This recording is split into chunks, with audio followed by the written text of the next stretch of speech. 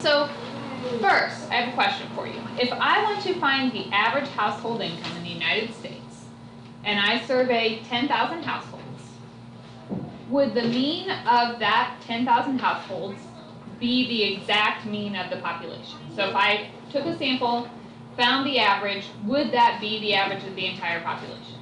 No. And everybody agrees with that? I could take different samples and my average isn't necessarily going to match the whole thing?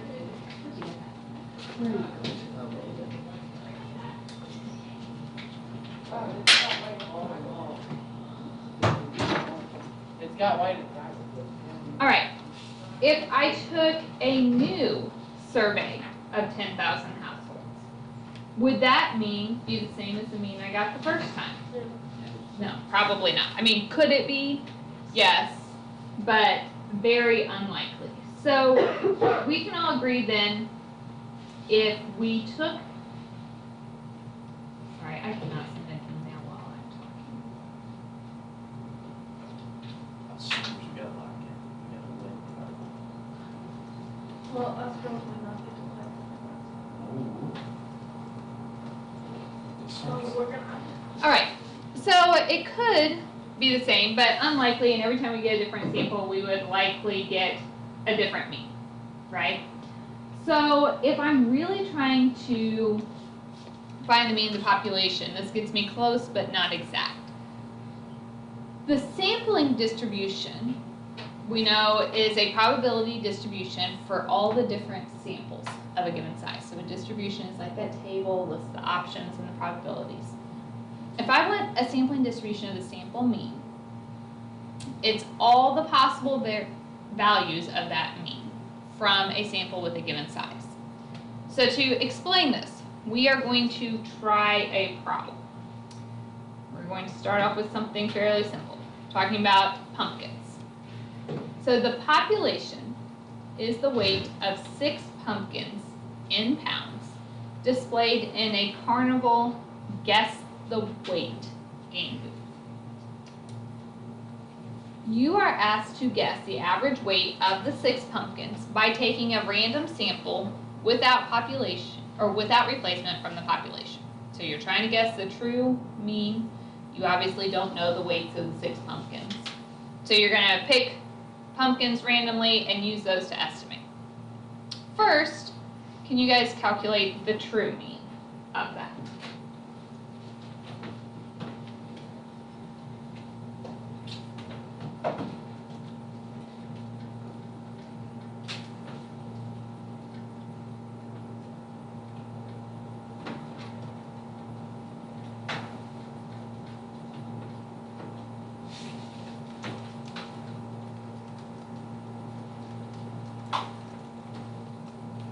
Alright, how do we find our true mean?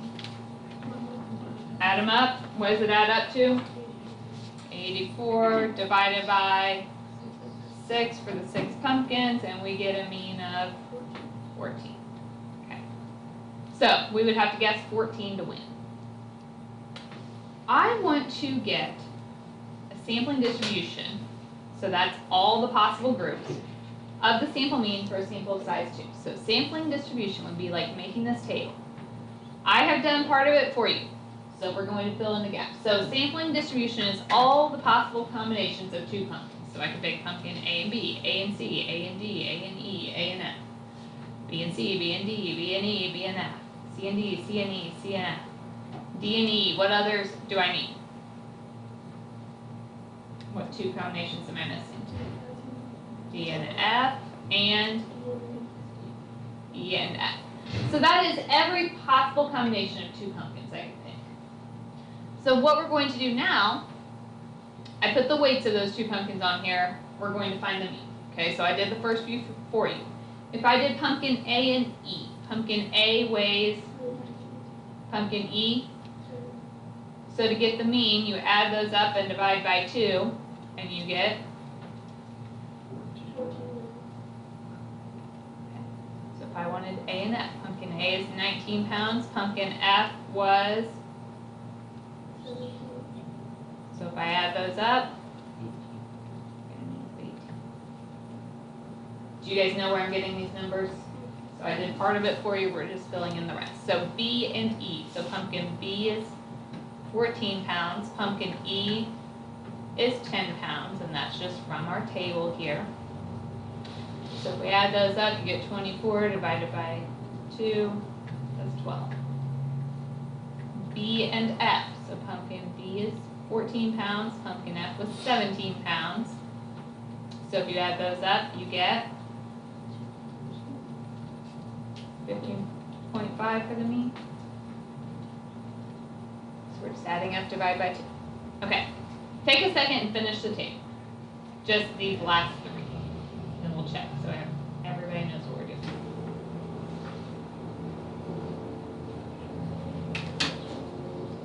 So C and F had a mean of 16. D and F had a mean of 13. And E and F had a mean of 13.5. You agree with that? So the probability, I'm talking about the probability of getting each one of these combinations. So how many different combinations of 2 pumpkins did we have?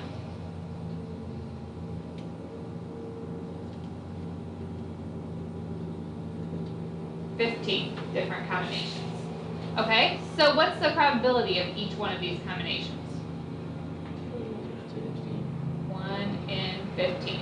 And that would be the same all the way down. You are equally likely to select each combination. All right. What I've done now is I took the different means that we got. Okay, so we found the probability, for instance, of picking pumpkin A and C. But you notice some of these did show up. We had the same option more than once. So I just put them in order, smallest mean to the largest. How many times did we get 9.5 as our mean? So it had a probability of 1 in 15. Okay, 11.5. How many times did that come up? Once. How many times did we get 12?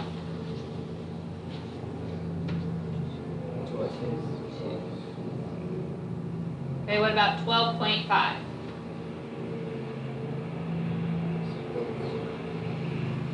Okay, 13. 13.5. Once. 14. We just got that once. 14.5. Twice. 15.5. I think all the others we just got.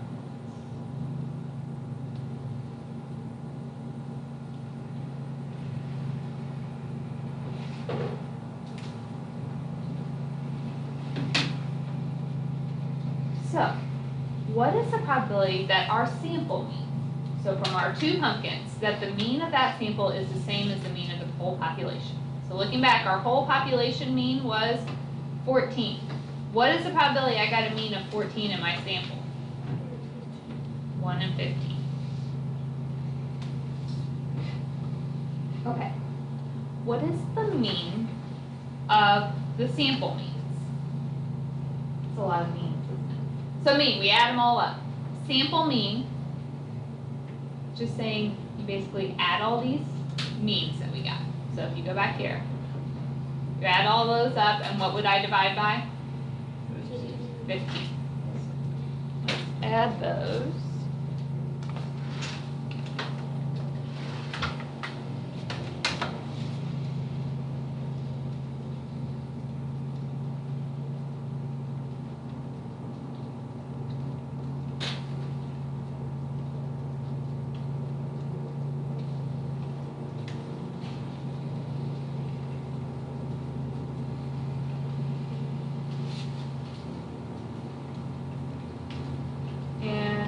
You guys get 210 when you added them up? Okay. So the mean of my sample means, if I took every possible sample mean, we add, that adds up to 210, and I divide by 15, because I added up 15 different values there. And what does that turn out to be? 14. Does that look familiar? was the same as the actual mean. Okay.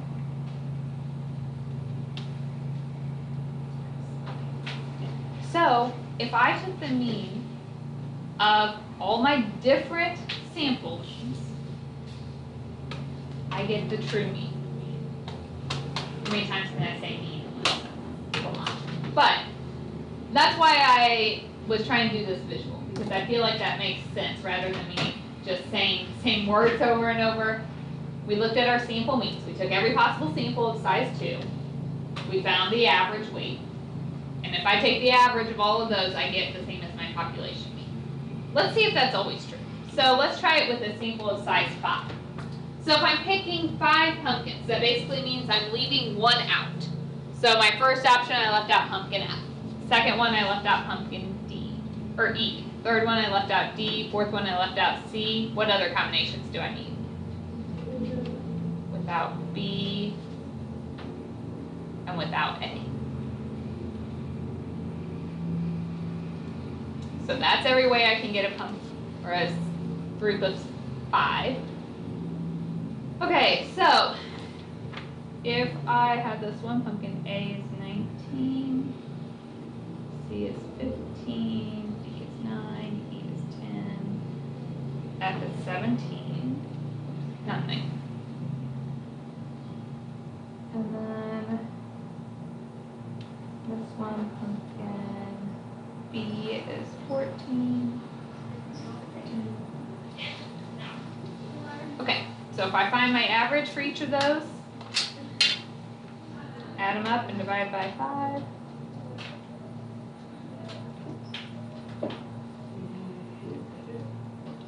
This one has a mean of 13.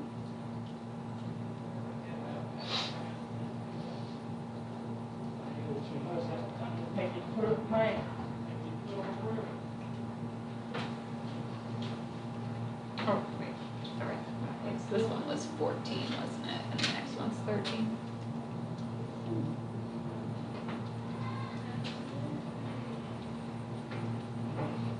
What's the probability of getting each one of these combinations? Okay, so they all have equal probability because same probability of picking each sample. All right, so now let's answer a few questions. Let's do the second question first. I really should flip these. What's the mean of this one? The mean of these sample means. So if I add these up and divide by what this time? Okay.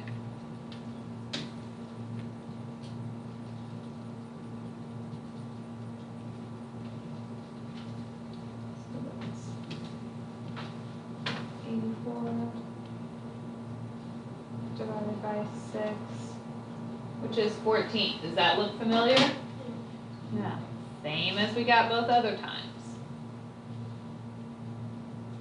So, do you think it would be true then that every time I did the sampling distribution of my sample means, the average of that is the same as the true average? Seems pretty convincing so far.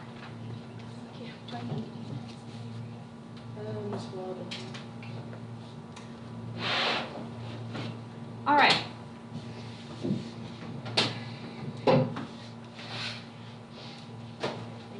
Here. How does the error in this compare to the first? What does error mean?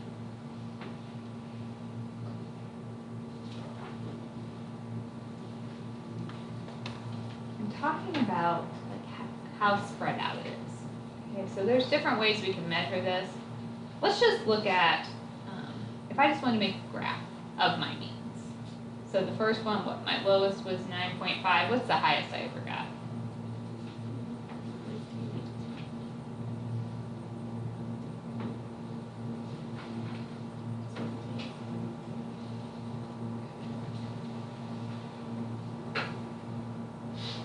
So if I were going to graph this, the first time I did it, I just want to put a dot for each of my means. So I had 16.5, 17, 14, 14.5, 18, another 14.5, 11.5, 12, 15.5, another 12. Do you guys know what my dots are representing? These are all the means we calculated in that first table. I'm just putting a dot for each of them to give us a visual to look at. So that's the original means when I had a sample of size 2. Which one are you doing? Where are you getting these things from? The, Oh, these. yeah. Thank you. You're welcome. And then we did it with samples of size 5.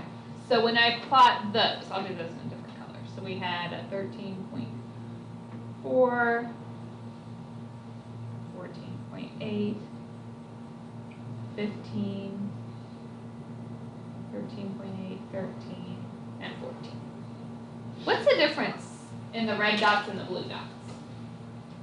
They're closer. Okay, which ones? The blues are closer. What would have made those closer, do you think? Bigger, population. But a bigger sample. We used more pumpkins. Doesn't that seem realistic? Like the more data you have, the better it's going to match your true population? Okay.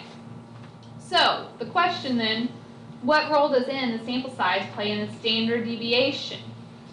So, a larger n, so the more we have in our sample, the smaller the standard deviation will be.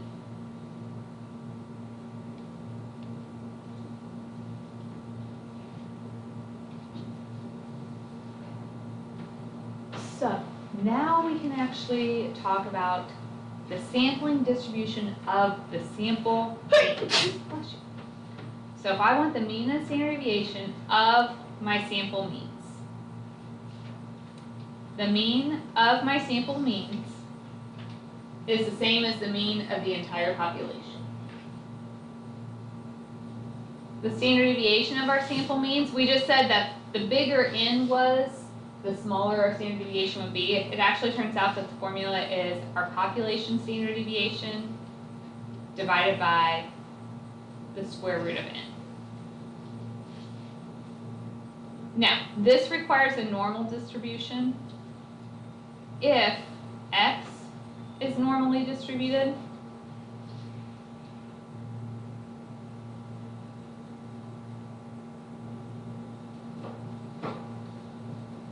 the sample means will be normal.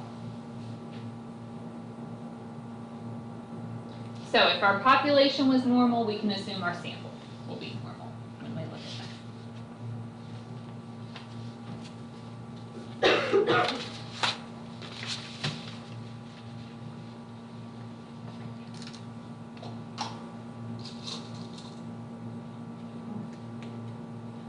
This is the next distribution we're talking about.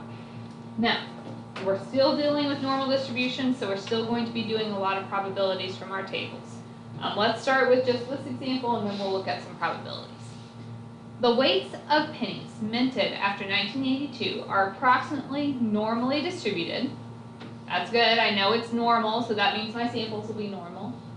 With a mean of 2.46 grams, standard deviation of 0.02 grams.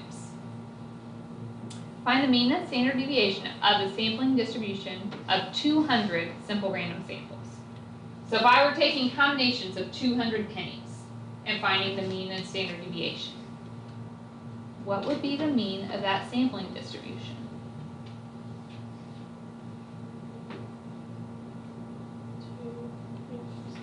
Yeah.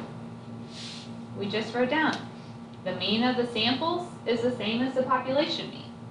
So the mean of my 200 pennies would still be 2.46. The standard deviation of my sampling distribution it's a good idea to put these subscripts so you don't confuse yourself. This is the mean standard deviation of the sample mean. Is our population standard deviation divided by the square root of n. What's my population standard deviation? Divided by the square root, what's n? 200. The 1982 is just telling me what pennies I'm looking at. The number of pennies I have is 200. Alright, and so if we get that,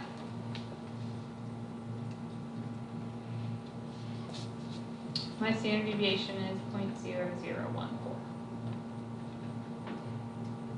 I want you guys to try the second one. So tell me the mean standard deviation. So what's my mean? What's my standard deviation?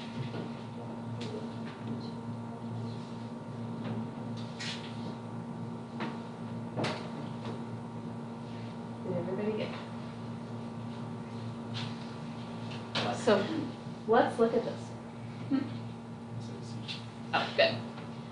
So this is still talking about my weights of pennies with a mean of 2.46 and standard deviation of 0.02. What is the probability that in a sample of 10 pennies minted after 1982, we obtain a sample mean? When you see sample mean, what variable is that talking about? That's my x bar. Okay, my mean is my mu, standard deviation is sigma, the number, that's my n. So I want the probability that x bar is at least, so that means greater than or equal to 2.465. Now, this really isn't all that different than what you were doing on your homework. The only difference is now this is x bar instead of x, right? So on your homework, you always have to convert it into z's. If I'm going to change x bar into a z, I need to know the mean and standard deviation for x bar. My variables all have to match. What is the mean of x bar? How do I get my standard deviation of x bar?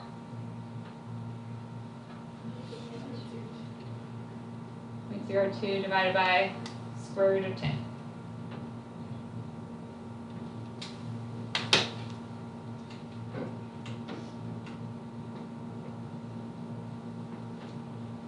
Please keep it 4 decimal places on this. If you round your standard deviation a whole lot, it'll throw off your other numbers. Yeah. Why is it 2.465? Oh, that's what we're trying to find. Oh. I didn't see that. So now, what do I have to do? Oh. Find the z. So z is our value, which we're talking about x bar, minus the mean, we're talking about x bar, divided by standard deviation of x bar. Okay, same thing, but everything's with x bars we're dealing with. So what's my value of x? Minus the mean of x bar over, okay. So if I do this,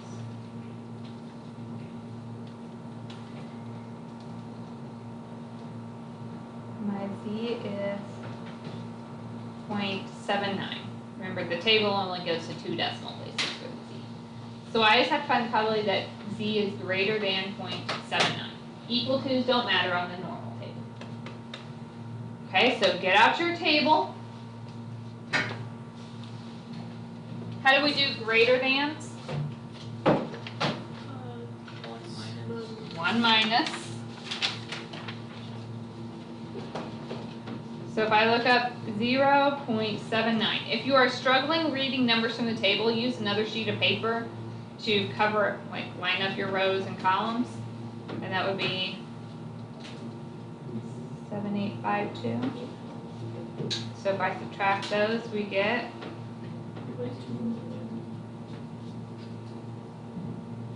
so there is about a 21.5% chance that my 10 pennies have a mean bigger than 2.465 grams.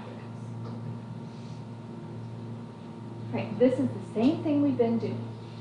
The only difference is when you go to convert it into a z, you have to find the standard deviation that matches your x bar. Okay, that is really the only piece that's new. So let's try some more.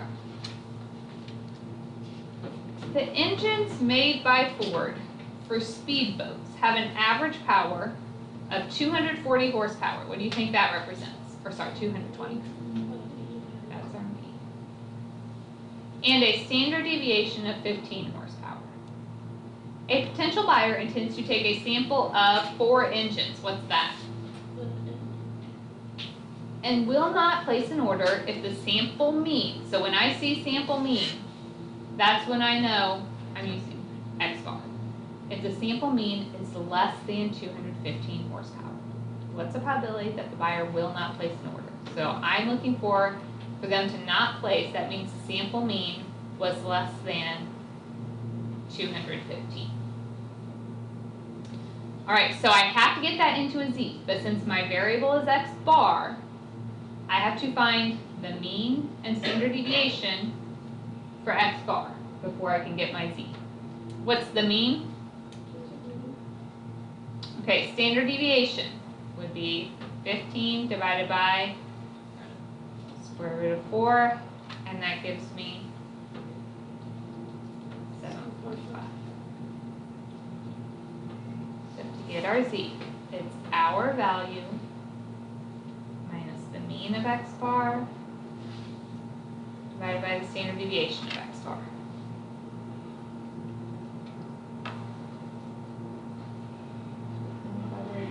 Z is less than negative 0.67. So less than is just straight from our table. So we look up negative 0.67 and we get 0.25.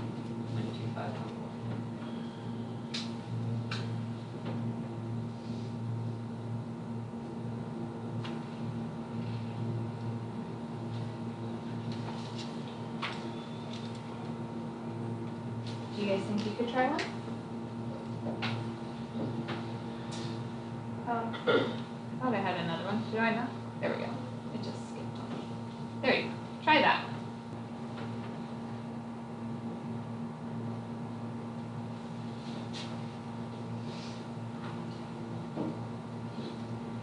So we know it's normal, which is important. This only works if it's normally distributed. The original mean is 100, standard deviation of 15.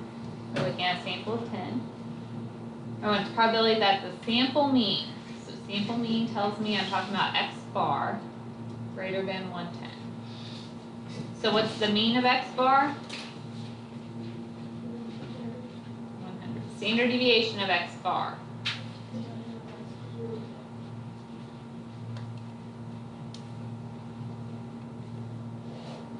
And that gives us 4.7434. So then to get our z, it's our value minus the mean divided by the standard deviation.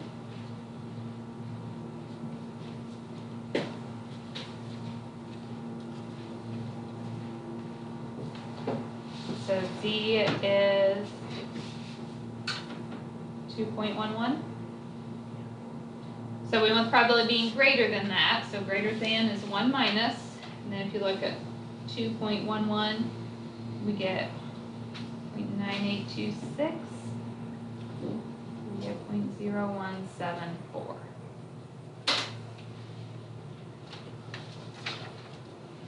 Is that considered unusual? What's unusual? Less than 5%. Okay, good. Let me ask you a question. If I had a probability distribution for rolling a fair dice, would that be normal? Remember, a probability distribution just lists your x and the probability of each, right? So if I were rolling a 6-sided die, those are my combinations. What's the probability of rolling a 1? 2, 3.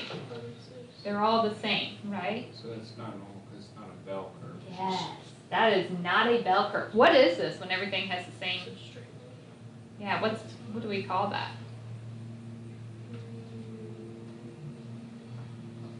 It's what I erased off the board a second ago. Oh, the bar. It's when it just forms.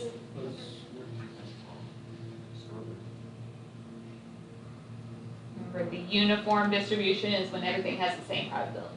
If you graph this, it's going to make a rectangle, not a bell curve. So this is not normal because everything had the exact same probability. But let's suppose that I took a sampling distribution.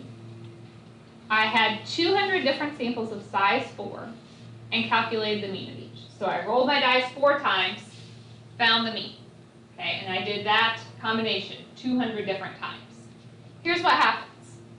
If I do it 200 times with rolling the dice 4 times and finding an average, what does this look like? Pretty bell-shaped. Okay, here's if I do it 200 times where I do 10 rolls and then find an average. What's this one? A little bit better bell curve. Okay, if I roll 30 times, then this one is very bell-shaped. So that is an important feature. Some key points here. The shape becomes normal as n increases. Okay, there's a name for it. It's called the central limit theorem. But in general, even if the original population isn't normal, if we take a big enough samples, it will become normal.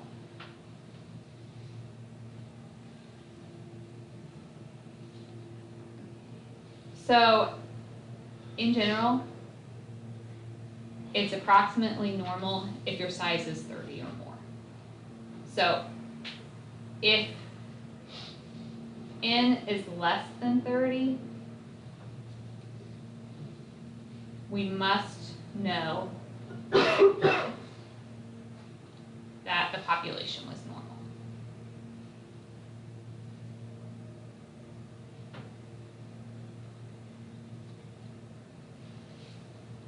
If n is greater than 30,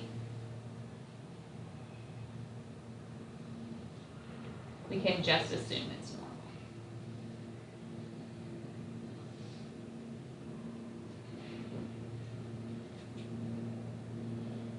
So that means in order for us to be able to do this and use our normal table, one of two things has to be true. Either the population was normal, and I tell you that, or my sample is big enough that it doesn't matter.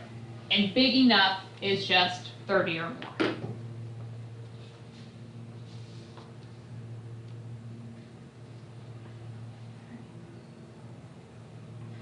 So I'd like to do one more, and then we'll probably stop.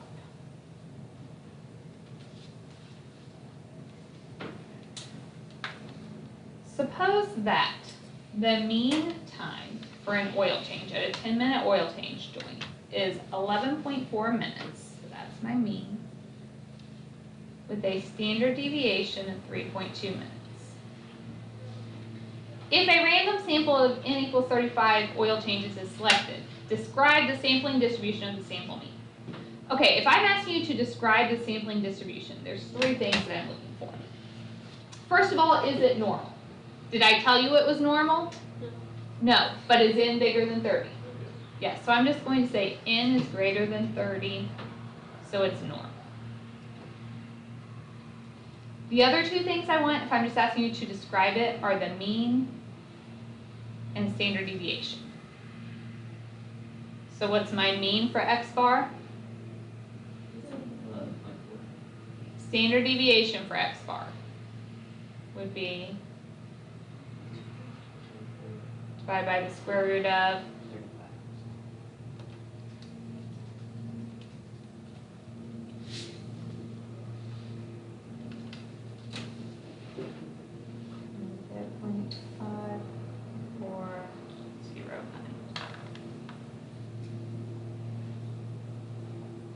If a random sample of 35 oil changes is selected, what's the probability that the mean oil change, so we're talking about a sample, is less than 11 minutes? So what do we have to do? Find the z-score. So z is our value minus the mean divided by the standard deviation.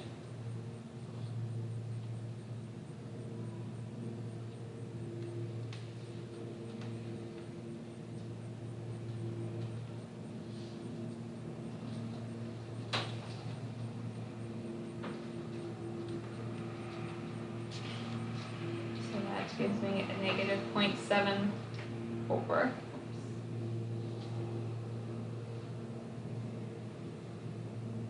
So find probability z is less than negative 0.74, less than is what our table gives us. Negative 0.74 is